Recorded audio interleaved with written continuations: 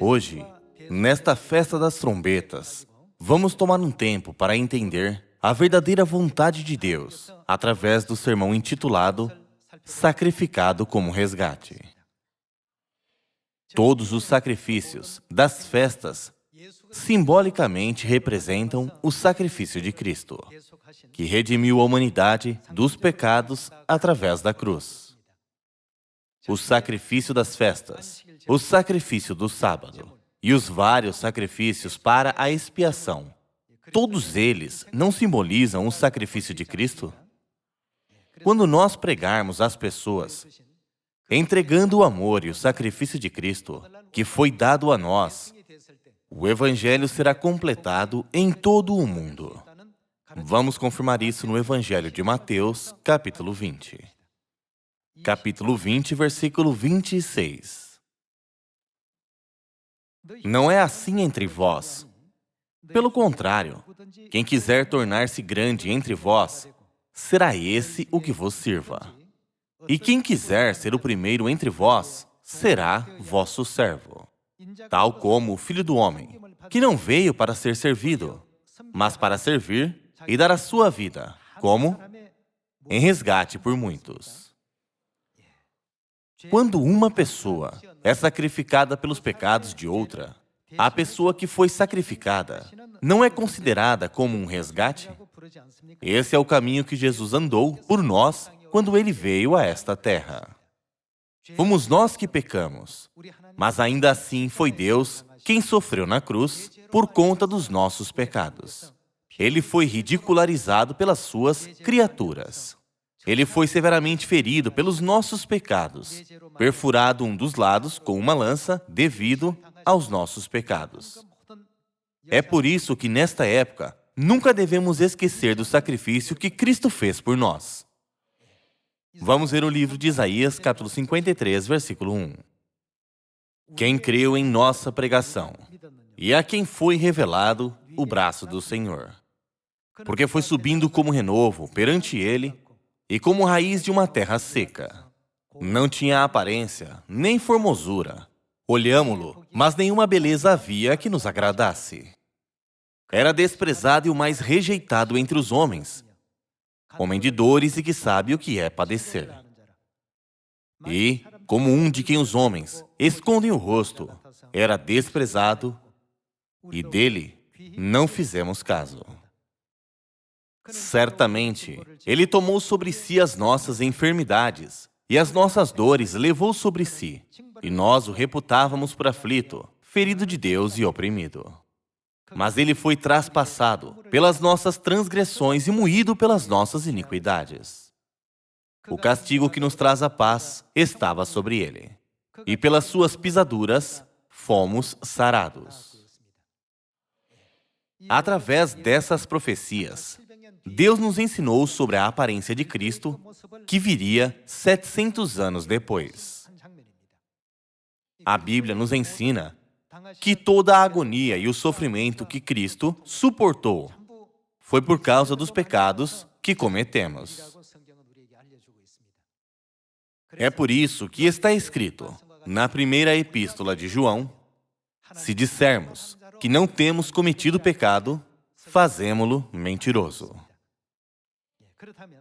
Devemos seguir o exemplo de amor que Cristo nos mostrou.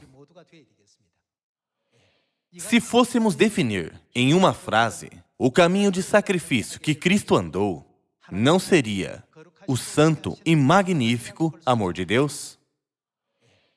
A nova aliança não foi simplesmente estabelecida em um único dia. Além disso, foi feita somente através do sangue que Cristo derramou e com mais nada. Essa aliança não foi estabelecida pela sua morte. Para nós que estamos na verdade da nova aliança, Cristo disse: sejam atenciosos, estejam unidos e amem uns aos outros para andarem no caminho da salvação. Vamos confirmar a sua palavra no Evangelho de João, capítulo 13. Capítulo 13, versículo 34. Novo mandamento vos dou. O que ele disse que devemos fazer? Que vos ameis uns aos outros. Depois, na linha seguinte, explicou quanta consideração devemos ter uns pelos outros. Assim como eu vos amei, que também vos ameis uns aos outros. Aqui, como eu vos amei, significa como eu amei vocês, ao ponto de me sacrificar como resgate por vossa expiação. Ele não está nos dizendo que devemos amar nossos irmãos e nossas irmãs em Sião com essa consideração e compartilhar esse tipo de amor uns com os outros? Versículo 35. Nisto conhecerão todos que sois meus discípulos, se tiverdes amor uns aos outros. Com esse propósito em mente, Deus nos deu o novo mandamento. Essa não é a verdade da nova aliança? De acordo com esse mandamento, devemos compartilhar o amor uns com os outros. Vamos para a Epístola aos Romanos, capítulo 8. Capítulo 8, versículo 35. Quem nos separará do amor de Cristo? Aqueles que entendem corretamente o amor de Cristo são aqueles que nunca consideram o seu sacrifício na cruz como algo trivial. Como está escrito aqui, quem nos separará do amor de Cristo? Será tribulação, ou angústia, ou perseguição, ou fome, ou nudez, ou perigo, ou espada? Através desse versículo, podemos confirmar que mesmo se fôssemos ameaçados com uma espada ou atingidos pela fome, ou mesmo que vários tipos de perseguição e tribulação viessem sobre nós, nenhuma dessas coisas poderia nos separar do amor de Cristo. Versículo 36. Como está escrito, por amor de ti, somos entregues à morte o dia todo. Fomos considerados como ovelhas para o matadouro. Em todas estas coisas, porém, somos mais que vencedores, por meio daquele que nos amou. Porque eu estou bem certo de que nem a morte, nem a vida, nem os anjos, nem os principados, nem as coisas do presente, nem do porvir, nem os poderes, nem a altura, nem a profundidade, nem qualquer outra criatura poderá separar-nos do amor de Deus, que está em Cristo Jesus, nosso Senhor. Quando pensarmos sobre o precioso sangue que Cristo derramou na cruz por nós, devemos nos perguntar, por quem Ele suportou toda a dor e humilhação? Tudo foi por nossa causa e pelos nossos pecados. Não foi pelo nosso pecado que Ele se sacrificou e sofreu grande dor? Nós também podemos encontrar situações similares no Evangelho. Através dessa festa das trombetas, ao invés de pensar, já que eu entrei na verdade antes que os outros, eu devo ser servido, devemos pensar, que tipo de amor Deus nos deu? Como eu fui chamado primeiro, o que eu posso fazer pela minha família de Sião? Essa não é a mentalidade daquele que realmente se arrependeu? Epístola aos Romanos, capítulo 12, versículo 10. Amai-vos cordialmente uns aos outros com amor fraternal, preferindo-vos, qual maneira? Em honra uns aos outros. No mundo, um subordinado serve o seu superior. Porém, na verdade, todos devem ter a mentalidade de servir uns aos outros primeiro. Vamos continuar com o versículo 11. No zelo, não sejais remissos, sede fervorosos de espírito, servindo ao Senhor.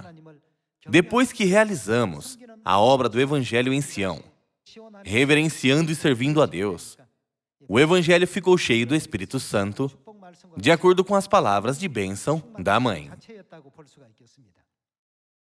Regozijai-vos na esperança, sede pacientes na tribulação, na oração perseverantes.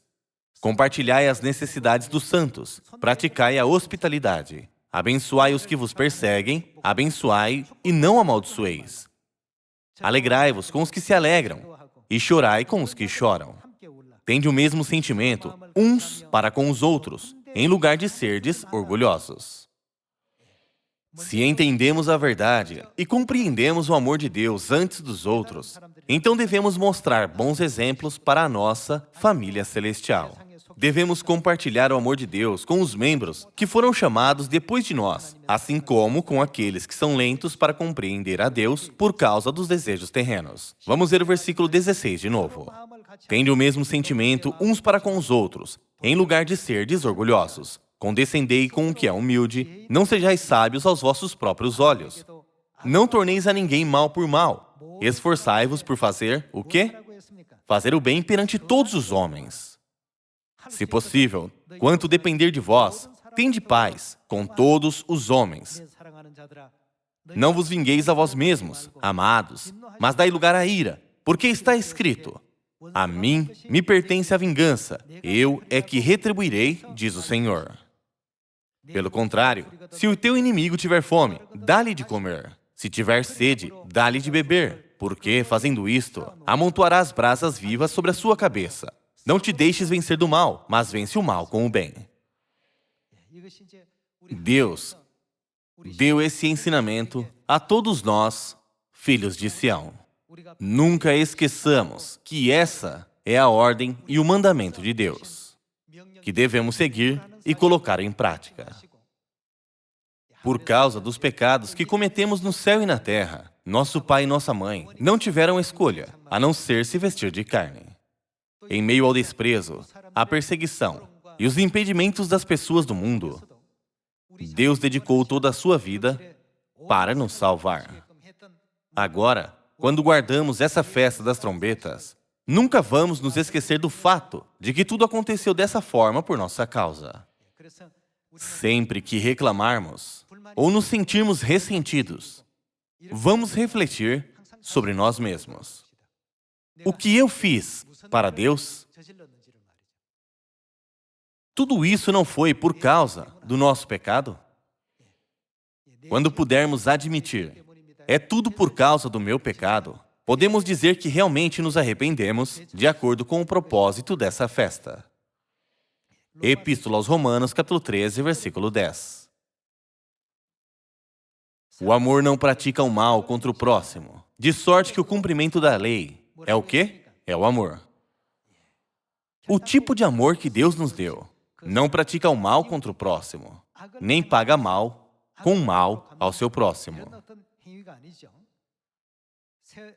Se há algo que devemos entender pela lei da nova aliança, é que o amor está no centro da nova aliança. Só depois de encher o nosso coração com o grande e magnífico amor, que vem apenas de Deus, podemos compartilhar esse amor e salvar todas as pessoas ao redor do mundo. Porém, se fizermos apenas o que gostamos e queremos, e só buscar a posição mais alta que pudermos, não poderemos realizar a obra da salvação nesse mundo. Não foi a intenção de Deus quando Ele disse: pregue o Evangelho em Samaria e até aos confins da terra, para que salvemos o mundo inteiro? Precisamos prestar atenção à forma como Cristo realizou a obra de salvação quando Ele veio à terra. Cristo se tornou o resgate e se sacrificou pelos nossos pecados. Ele deu o exemplo de como cuidar e nos amar muito. Também devemos amar a nossa família de Sião com esse lindo amor, estando unidos e vivendo em harmonia uns com os outros. Vamos guiar todos os nossos irmãos e nossas irmãs que estão em Sião para o eterno reino dos céus. Mais uma vez, qual é o significado do amor? O versículo não concluiu dizendo que o cumprimento da lei é o amor? Hoje, na festa das trombetas, há muitas coisas pelas quais nós precisamos nos arrepender. Nosso pai e nossa mãe se sacrificaram pelos nossos pecados como resgate para nos redimir. Porém, nós desejamos ser servidos pelos outros, mesmo nas situações mais triviais. Querendo ser exaltados, ficamos desencorajados, desapontados e fomos tentados, quando as pessoas não nos trataram como esperávamos. Já que nossa mente era dessa forma, às vezes perdíamos a oportunidade de praticar o amor de Deus enquanto vivemos nessa terra. De hoje em diante, devemos realmente gravar o significado do arrependimento dado através da festa das trombetas. Ou seja, praticar o grande amor de Cristo. Sejamos determinados a seguir, com uma firme resolução, de praticar e entregar o amor de Deus para toda a nossa família em Sião. Vamos para a primeira epístola aos Coríntios, capítulo 13. Capítulo 13, versículo 1. Ainda que eu fale as línguas dos homens e dos anjos, se não tiver amor, serei como bronze que soa ou como símbolo que retine.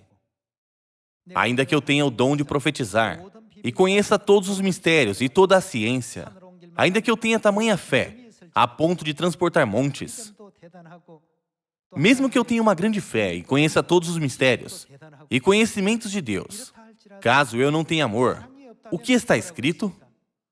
Se não tiver amor, nada serei. Não é porque Deus ama muito cada um de nós que Ele veio a essa terra? Se Deus julgasse tudo de acordo com a lei, não teria necessidade para Ele vir a essa terra. Então, porque Ele se sacrificou na cruz como resgate, é justo que um pecador seja punido pelo pecado que cometeu. Porém, já que Deus foi sacrificado na cruz por nossos pecados, está escrito no Evangelho de Mateus, capítulo 20, que Ele se tornou um resgate. Vamos continuar com o versículo 3. E ainda que eu distribua todos os meus bens entre os pobres, e ainda que entregue o meu próprio corpo para ser queimado, se não tiver amor, nada disso me aproveitará. O amor é paciente, é benigno. O amor não arde em ciúmes. Não se ufana, não se ensoberbece. Não se conduz inconvenientemente. Não procura os seus interesses. Não se exaspera, não se ressente do mal. Essa parte é muito importante. Se o amor de Cristo controla o nosso coração, seu coração está enraizado em nós. E se temos uma fé que é cheia do Espírito Santo, então não ressentiremos do mal. Versículo 6. Não se alegra com a injustiça, mas regozija-se com a verdade. Tudo sofre, tudo crê, tudo espera, tudo suporta. O amor jamais acaba, mas, havendo profecias, desaparecerão. Se as profecias já foram cumpridas, elas não precisam mais existir. Havendo línguas, cessarão. Havendo ciência, passará. Porque, em parte, conhecemos e, em parte, profetizamos. Quando, porém, vier o que é perfeito, então o que é em parte será aniquilado. Quando eu era menino, falava como menino, sentia como menino, pensava como menino. Quando cheguei a ser homem, desisti das coisas próprias de menino. Porque, agora, vemos como em espelho, obscuramente. Então, veremos face a face. Agora, conheço em parte. Então, conhecerei como também sou conhecido.